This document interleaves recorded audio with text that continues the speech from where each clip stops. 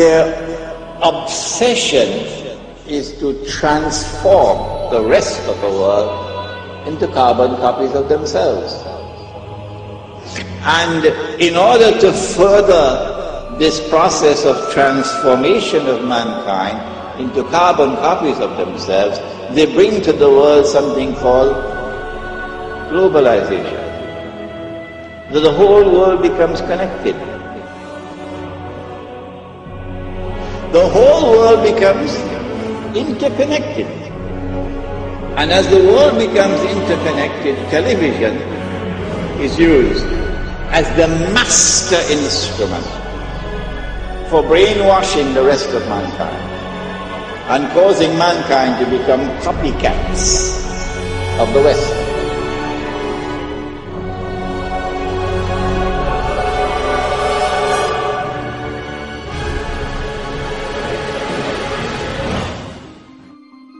So in a sense, what we're seeing is using branding that is so enmeshed in our culture and in our lives as a way back into our own societies, a way to engage with globalization. Because if you pick up a shoe now, you have the story of globalization in your hand. You have leather that was maybe produced in Argentina, shipped to the Philippines, produced by a Korean subcontractor that went through a Hong Kong broker that was dealing with a company in Oregon. So you're looking at this thing, and if you can deconstruct it, if you can trace all the components through the global economy, and not only that, but find out how much that company that's selling you that shoe spent on advertising last year, and how much money they paid a superstar athlete to sponsor them, then you have the disparities of the global economy in miniature, the winners and the losers.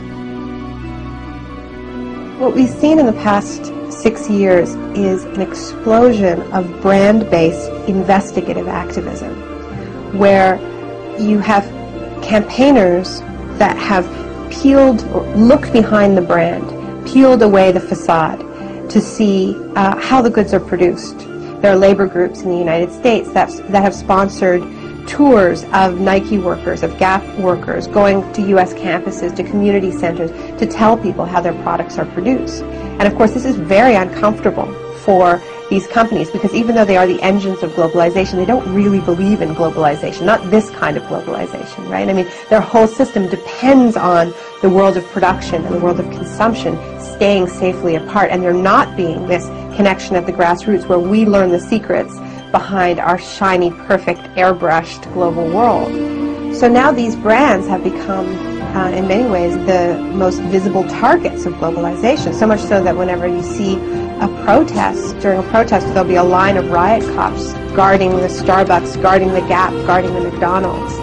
And this strikes me as tremendously symbolic, somehow, that they're guarding the facade, the entry point into the world of globalization. And what this activism is doing is it's putting them together.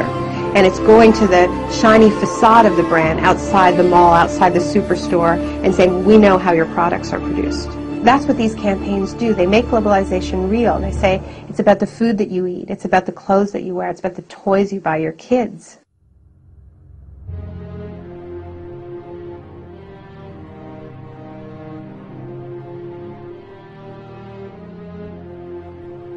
Globalization is a system that ties in industries from around the world to be working for the same business interests.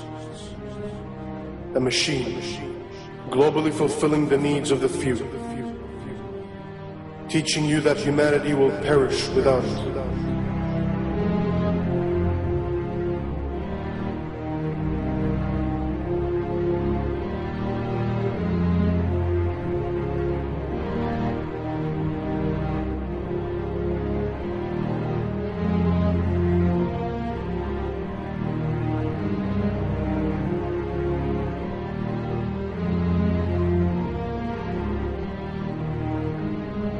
In a globalized world, corporations become living, breathing persons, a modern-day slave master.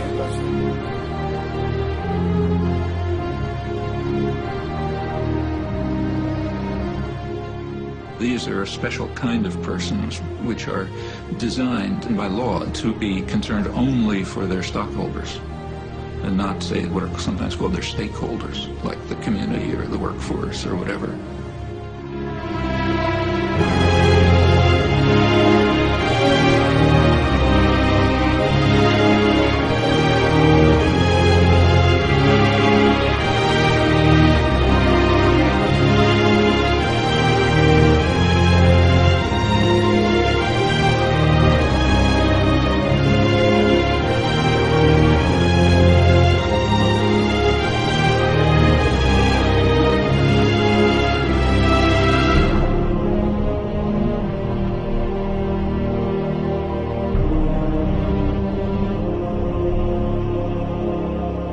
We are deceived into believing that without the system, we won't survive.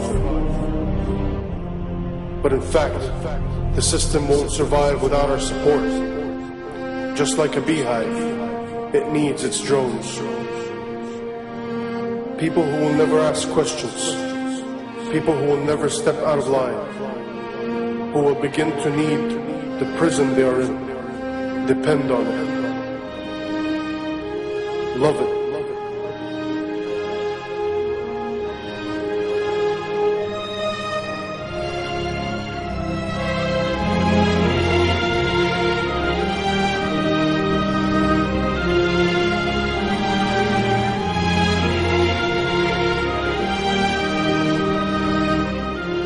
Have we lost our humanity? Have we become the gears of the machine? A machine which only survives by feasting on us, guzzling us up, digesting us, only to excrete out its capital.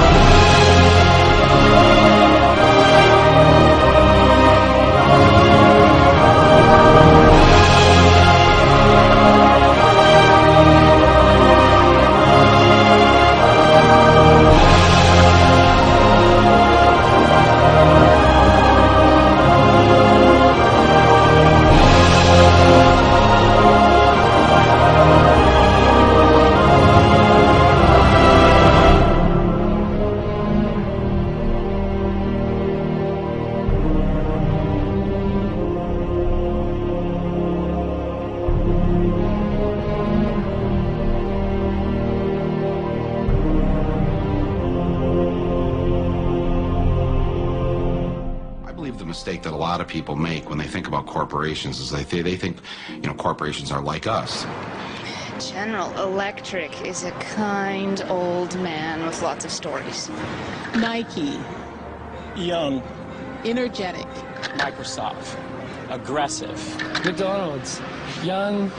Outgoing. Monsanto. Immaculately dressed. Disney.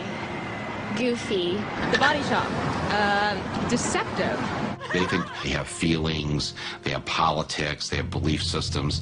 They really only have one thing, the bottom line. How to make as much money as they can in any given quarter. That's it. Of course they make a profit, and it's a good thing. That's the incentive that makes capitalism work, to give us more of the things that we need.